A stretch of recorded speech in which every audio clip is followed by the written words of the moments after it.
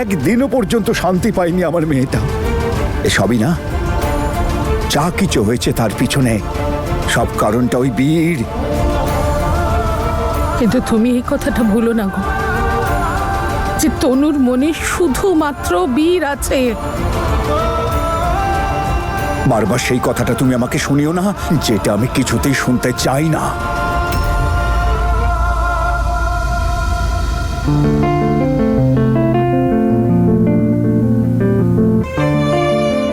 এখনো খাবে না?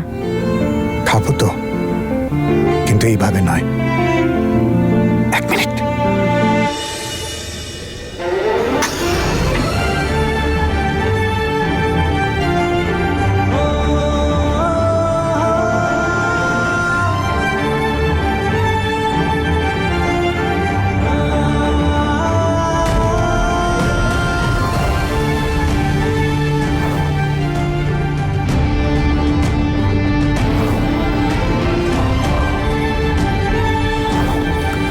তাড়াতাড়ি আমরা একসাথে থাকবো, সারা জীবনের জন্য।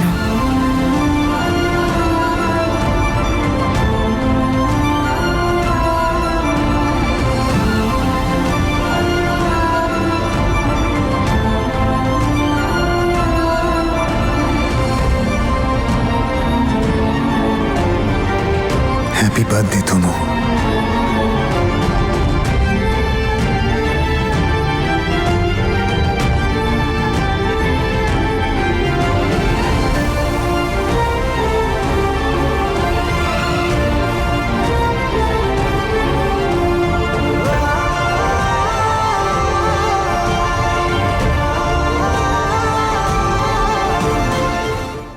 যদি আঙ্কেল আমার উপর রাগ না করতেন, তাহলে আমি পুরো অধিকারের সাথে তোমার বাড়ির ভিতরে ঢুকে তোমায় কানের দুল পরাতাম, এইভাবে লুকিয়ে, রাস্তার ধারে নয়।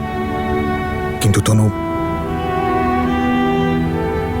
হ্যাঁ বীর,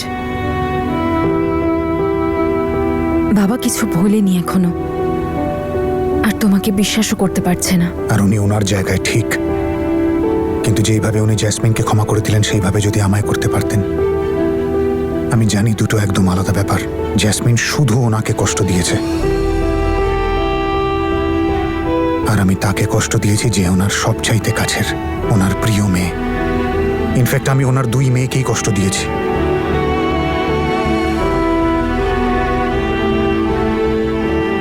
বাবা হয়তো তোমাকে বিশ্বাস করে না, কিন্তু আমি করি যে একদিন তুমি ওনার মন নিশ্চয়ই জয় করবে। আর কোনো অপশন আছে আমার কাছে? আমি যদি তোমায় পেতে চাই, তাহলে ওনার ক্ষমার যোগ্য হতেই হবে।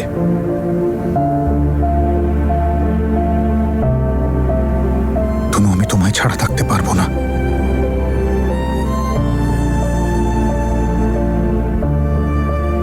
আর আমিও।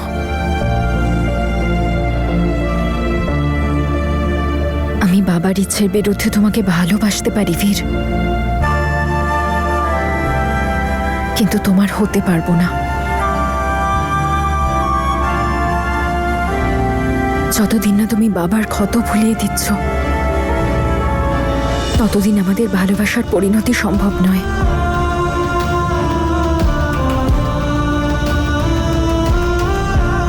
আমি সেই ক্ষতের চিহ্নগুলো মিটিয়ে দেবো, যেগুলো তোমাকে আমার হওয়া থেকে আটকাচ্ছে। আর সেই সব কিছু করব যাতে উনি আমায় ক্ষমা করতে পারেন, আর তোমার হাত আমার হাতে দিয়ে দেন।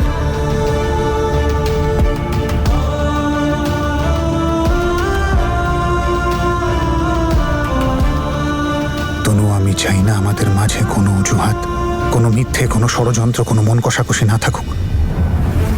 সবকিছু যেন আমাদের ভালোবাসার মতো পবিত্র হয়, যাতে আমরা কোনো গিল্ট নিয়ে বা ভয় না পেয়ে একে অপরের সাথে নিজেদের জীবন কাটাতে পারি। যাকে আপনারা ভেবেছিলেন মরে গেছে, সে আপনার সামনে জ্যান্ত দাঁড়িয়ে আছে, জ্যান্ত। আমি এরকম কিচ্ছু করব না যাতে অমৃত বা বাকি পরিবারের কারোর কোনো রকম কষ্ট হয়। I promise. ব্যাস তুই শুধু এই কথাটা আর কাউকে বলিস না তনু। বীর, কি করে তোমায় সত্যিটা বলবো? আমি জ্যাসমিনের জীবনটা আবার নষ্ট হতে দিতে চাই না।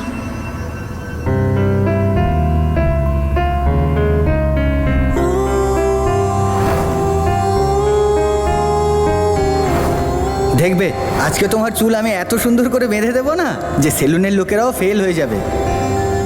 আমি তোমাকে আমার মাধ্যম বানিয়েছিলাম ওই পরিবারের ওপর প্রতিশোধ নেওয়ার জন্যে।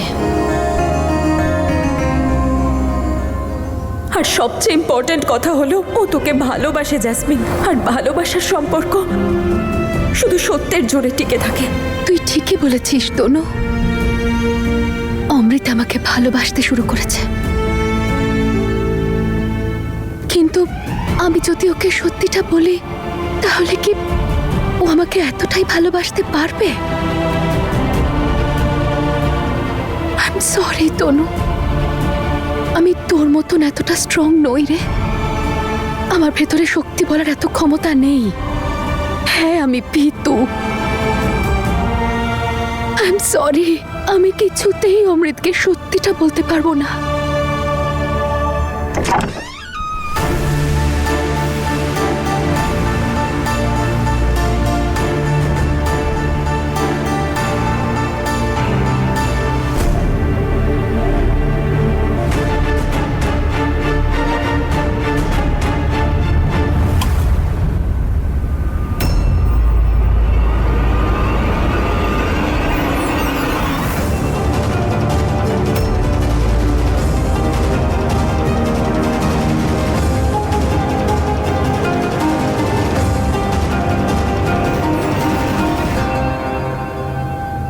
তুমি এখনো ঘুমোওনি বাবা? তুই বাড়ি না ফেরা পর্যন্ত আমি কি শুতে পারি বল?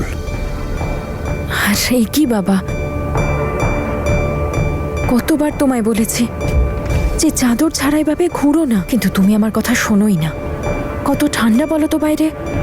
ওপরওয়ালা না করুন তোমার শরীরটা। তুই আমার স্বাস্থ্যের কথা চিন্তা করছিস, কিন্তু ওই বীর ছাড়তে এসেছিল আমাকে।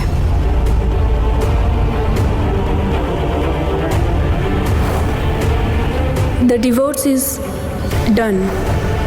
বীর আমাকে ঠকিয়েছে বাবা, এয়ারপোর্টে আমাকে একা রেখে চলে গেছে।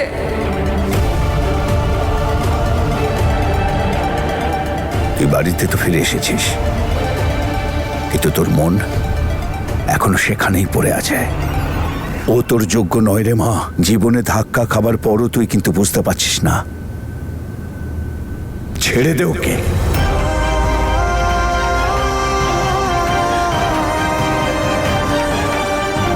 এমনকি তুই ওর নাম পর্যন্ত ভুলে যা।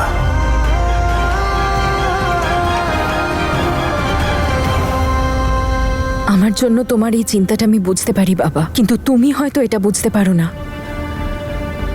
যে আমি বীরকে ভালোবাসি।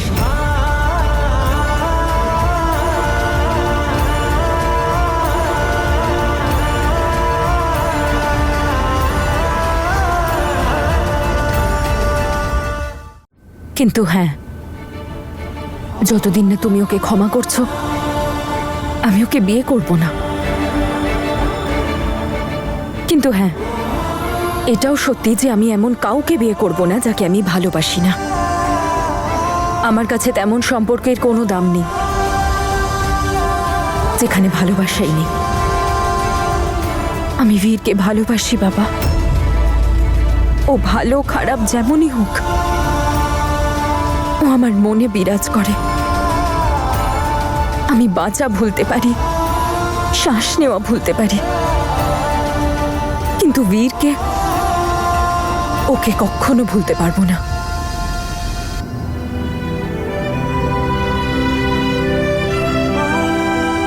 যতদিন না বাবার ক্ষত তুমি ভুলিয়ে দিচ্ছ ততদিন আমাদের ভালোবাসা পরিণতি পাবে না। আঙ্কেলের রাগ ভাঙানো এতটা ইজি নয়। উনি তো আমাকে দেখতেও চান না।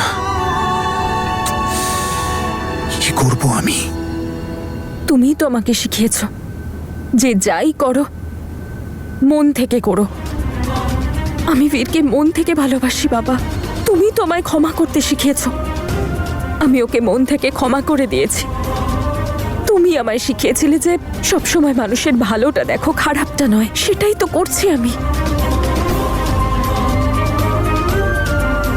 কিন্তু তুমি চিন্তা করো না বাবা, আমি তোমায় কোনো কিছুর জন্য ফোর্স করব না যেটার জন্য তোমার মন তোমায় সায় দেবে না।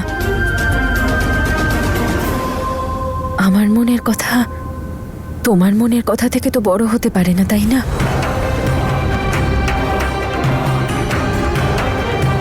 আমি কখনো এমন কিচ্ছু করব না বাবা যাতে তোমার মনে কষ্ট হয়।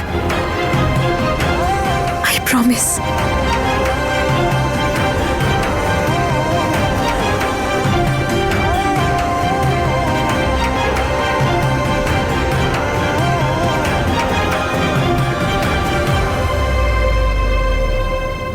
আরে হ্যাঁ ভাই, এই সময় ফোন করছিস? সব ঠিক আছে তো? আরে এইভাবে কেন বলছিস?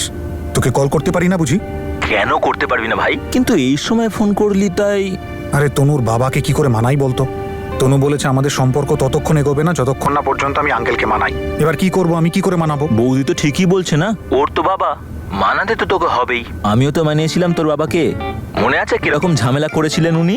এই এখন শ্বশুর হয় তোর, একটু সম্মান দেখা। আরে সম্মান দেখানোর জিনিস নয়, সম্মান করতে হয়, সেটা তো আমি সব সময়ই করি। ঠিক আছে, তুই এবার কিছু খেল দেখা আর তোর শ্বশুরকে মানিয়ে নে, নাহলে তোকে না কুমার হয়েই থাকতে হবে। আরে তোকে হেল্পের জন্য ফোন করলাম, তুই তো পুরো ফিউচার টেলিকাস্ট শুনিয়ে দিলি। আরে সত্যি কথাই তো বলছি নাকি? আরে সত্যি কথা না, সলিউশনের জন্য ফোন করেছিলাম তোকে। ধার তেরি কি ফোন রাখতো। নে, ও তো রেগে গেল।